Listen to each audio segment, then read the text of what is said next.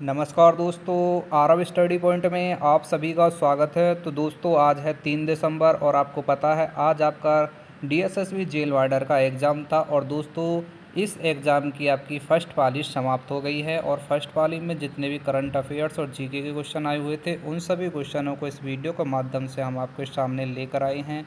दोस्तों यदि आपका भी जेल वार्डर का एग्ज़ाम है तो चैनल को सब्सक्राइब कर बेल आइकन को अवश्य दबा लीजिए, जिससे हमारी आने वाली वीडियो की नोटिफिकेशन आप तक पहुंचती रहे। और दोस्तों आपको इस वीडियो की पीडीएफ चाहिए तो हमारे टेलीग्राम ग्रुप को ज्वाइन कर लीजिए, वहां पर आपको इस वीडियो की पीडीएफ मिल जाएगी। अब देरी न करते हुए देखते हैं फर्स्ट पाली में आपके कौन कौन से क्वेश्चन पूछे गए थे। पहला क्वेश्चन था, संविधान के किस अनुच्छेद को नागरिकों की स्वतंत्रता और अधिकारों की सुरक्षा हेतु सर्वोच्च न्यायिक उपाय माना है, जिसे डॉक्टर भीमराव अंबेडकर ने संविधान का हार्ट ऑफ साउल कहा? तो देखिए इस क्वेश्चन का राइट आंसर था ऑप्शन सी 32। ठीक है, अनुच्छेद 32 इस क्वेश्चन का राइट आंसर था।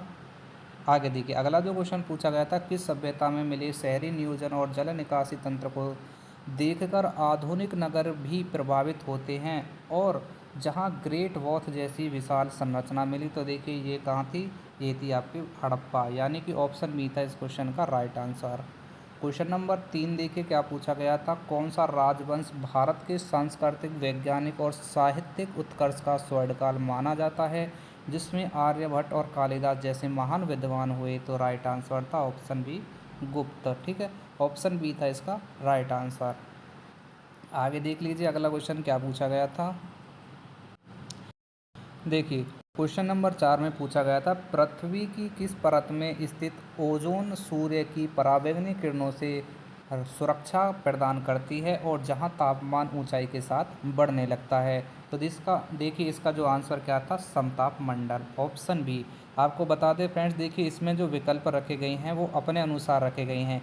ती, 3 विकल्प हमने अपने अनुसार रखे हैं और चौथा विकल्प इस क्वेश्चन का आंसर था। ठीक है, तो ये मत देखिए कि इसका आंसर कौन सा आ रहा है, बी विकल्प ज़्यादातर बी आ रहे हैं। ठीक है, तो ये इसमें विकल्प अपने अनुसार रखे गए हैं। सिर्फ आपको ये देखना है कि आपकी परीक्षा में कौन सा क्वेश्चन आया था और उसका आंसर क्या है। ठीक है, क्योंकि कभी कभी विकल्प ऐसा हो गया है कि लगातार कोई बी भी आ गया है, कोई सी सी आ गया है। ठीक है, तो उसको आप एडजस्ट कर लेना। ठीक है, बस आपको देखना है कि हमारे शिफ्ट में कौन से क्वेश्चन आए थे और उसका आंसर क्या था। ठीक है, ये आपको ध्यान रखना है। अब चलते हैं अगले क्वेश्चन की तरफ। देखिए अगला क्वेश्चन क्या था, विकास का वह कौन सा सिद्धांत है जो बताता है कि प्राकृतिक केवल उपयोगी गुणों को जीवित रखती है? प्रकृति केवल उपयोगी गुणों को जीवित रखती है और इसी प्रक्रिया से जीवों की प्रजातियां विकसित होती हैं। तो देखिए इसका जो राइट आंसर क्या था, प्राकृतिक चयन। ठीक है, आगे बढ़ते हैं अगले क्वेश्चन की तरफ। क्या पूछा गया था, भारत का सबसे बड़ा मीठे पानी का तालाब कौन सा है जो लाखों लोगों के जीवन का आधार माना जाता है? तो आंसर था इसका ऑप्शन बी, बुलर झील बोलते हैं इसे। ठीक है, अब देखते हैं अगला क्वेश्चन। क्वेश्चन नंबर 7 में पूछा था कि किस पर्वत श्रृंखला को विश्व के जैव विविधता हॉटस्पॉट में शामिल किया गया, जहां अनेक स्थानिक और दुर्लभ प्रजातियां पाई जाती हैं? तो देखिए आंसर क्या था इसका, पश्चिमी घाट। नेक्स्ट क्वेश्चन की तरफ बढ़ते हैं। नेक्स्ट क्वेश्चन क्या था, मुद्रा परिसंचरण में वृद्धि से महंगाई बढ़ने वाली अवधारणा किस आर्थिक सिद्धांत से संबंधित है? तो आंसर क्या था इसका ऑप्शन बी, मौद्रिक सिद्धांत। ठीक है, अब देखते हैं अगला क्वेश्चन क्या आया हुआ था, भारत का पहला स्वदेशी सुपर कंप्यूटर कौन सा था जिससे भारत की तकनीकी क्षमता विश्व स्तर पर स्थापित हुई? तो देखिए इसका आंसर था परम 8000, ऑप्शन ए। ठीक है, देखिए मैंने आपको पहले ही बताया था कि क्वेश्चन के आंसर आपको देखना है, सिर्फ विकल्पों पर ध्यान नहीं देना कि कौन सा विकल्प इसका आया हुआ था, क्योंकि विकल्प हमने अपने अनुसार लगाए हैं जिससे आपको पता चल सके कि हाँ पेपर में विकल्प किस प्रकार के आते हैं और आपको पहचानने की क्षमता बढ़ सके। ठीक है, इसलिए यहाँ पर विकल्प के टाइप में ही ये क्वेश्चन दिए गए हैं। आगे देखिए, पृथ्वी के किस जलवायु क्षेत्र में वर्ष भर तापमान लगभग एक समान रहता है, जिसे नपुंसक वार्षिक चक्र कहा जाता है? तो आंसर था इसका उष्णकटिबंधीय। नेक्स्ट क्वेश्चन देख लीजिए, पंचायती राज को संवैधानिक मान्यता देने वाला संशोधन कौन सा है जिससे ग्रामीण शासन प्रणाली को नया ढांचा मिला? तो आंसर था इसका 73वां, ऑप्शन सी था इसका राइट आंसर। क्वेश्चन नंबर 12 देखिए, बंगाल में किसानों द्वारा नील की जबरन खेती के विरोध में हुआ आंदोलन कौन सा था जिसने अंग्रेजों की आर्थिक नीति को चुनौती दी थी? तो आंसर था इसका ऑप्शन बी, नील विद्रोह। और आपको बता दें यह क्वेश्चन लगभग 6 से 7 बार क्वेश्चन पूछ लिया गया है। हर एग्ज़ाम में ये क्वेश्चन आ रहा है, पियोन का हो, जेल वार्डर का हो, एलडीसी का हो, स्टेनोग्राफर का हो, हर एग्ज़ाम में ये क्वेश्चन देखने को मिला है।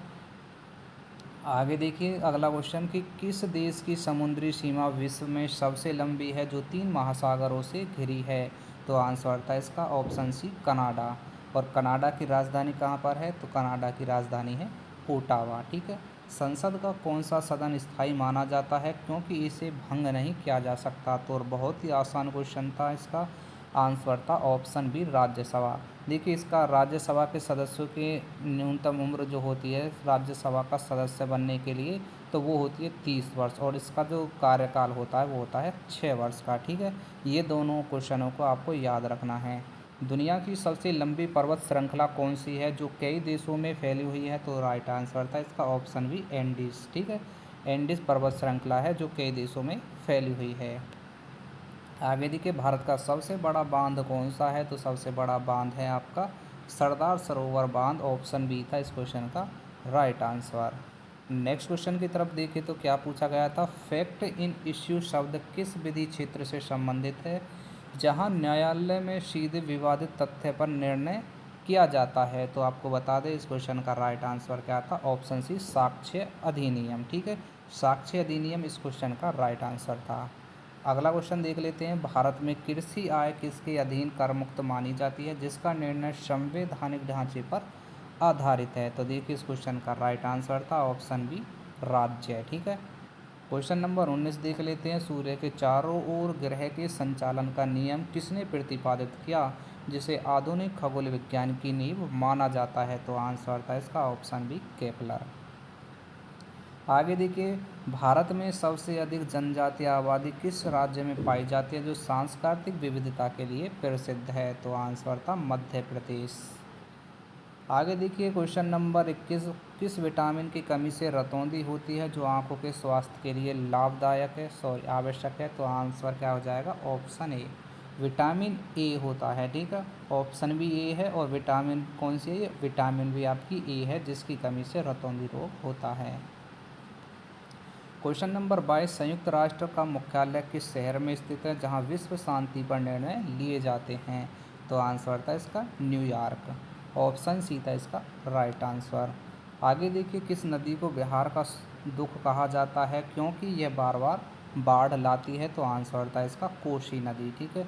और ये क्वेश्चन भी आपको बता दें कई बार एग्जाम में पूछ ही लिया गया है। क्वेश्चन क्या था कि बिहार में क्या था कि किस नदी को बिहार का शोक कहा जाता है? ठीक है। यहाँ पर सिर्फ एक शब्द चेंज कर दिया है, बिहार का दुख। बाकी और एग्जामों में पूछा गया था कि किस नदी को बिहार का शोक कहा जाता है।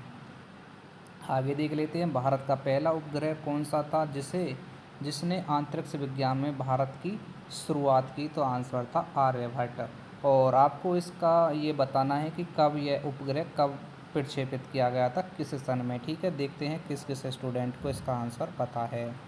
आगे देखिए, भारत का सबसे बड़ा राष्ट्रीय उद्यान कौन सा है जो जम्मू कश्मीर में स्थित है? तो सभी को पता होना चाहिए, यह है हेमिस राष्ट्रीय उद्यान। आगे देखिए अगला क्वेश्चन, किस ग्रह को लाल ग्रह कहा जाता है जिसकी सतह पर लोहे के ऑक्साइड की अधिकता है? तो बहुत आसान क्वेश्चन था ये, ऑप्शन सी था राइट आंसर, मंगल ग्रह।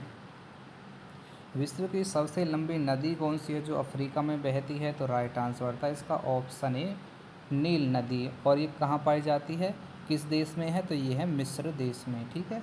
ये भी आपको याद रखना है। भारत के किस प्रसिद्ध ग्रंथ के रचयिता चाणक्य माने जाते हैं जो राजनीतिक, अर्थशास्त्र और कूटनीति पर आधारित हैं?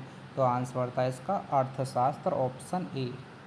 क्वेश्चन नंबर 29 देखिए, भारत में जोनल काउंसिल्स कितने हैं जो राज्यों के बीच समन्वय को बढ़ावा देते हैं? तो आंसर था 6। ठीक है।